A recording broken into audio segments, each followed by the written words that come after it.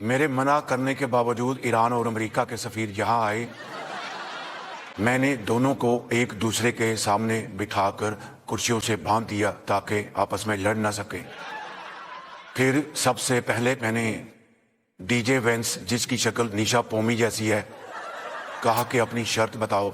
उसने सबसे पहली शर्त ये रखी कि ईरान किसी किस्म की कोई एटमी चीज नहीं बनाएगा, ना ईरान में कोई एटम सॉन्ग करेगा और ना ही एटम बम के नाम से कोई पापड़ बेचेगा।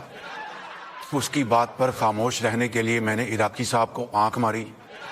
फिर मैंने उस 2.5 मरले के मुंह वाले से पूछा कि इसके अलावा तुम्हारी आखिरी ख्वाहिश, मेरा मतलब आखिरी शर्त क्या है।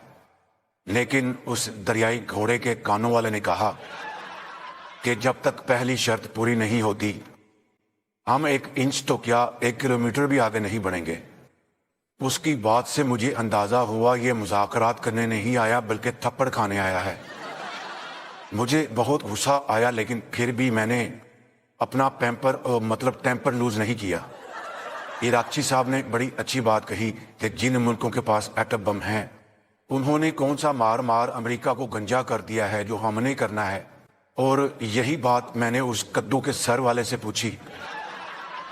आगे से उसने कहा कि मियाँ साहब, हमें सादा एटम बम से कोई मसला नहीं, ये देसी घी वाला एटम बम बना रही हैं। ये सुनकर मेरी फौरन सटक गई। मैंने कहा कि भाई, तुम सुलह करने आए हो या यहाँ पर गटर खोलने आए हो। ये बात वैसे मैंने दिल में कही थी। खैर, मीटिंग जारी रही। इस दौरान हमने मंग पत्ता खेला, लूडो खेली, एक दूसरे को जुगते भी मारी।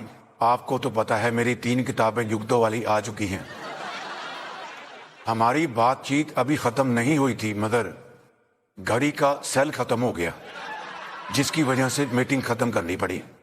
लेकिन मुझे खुदा से उम्मीद है कि इंशाअल्लाह जल्द ही दोबारा मुज़ाकरात शुरू होंगे, क्योंकि ट्रंप की उंगली दरवाजे में आई हुई है। मुझे नहीं, सबको पता है। अगर मैं इसको सादा लफ्जों में कहूं तो ट्रंप की इस वक्त फटी पड़ी है।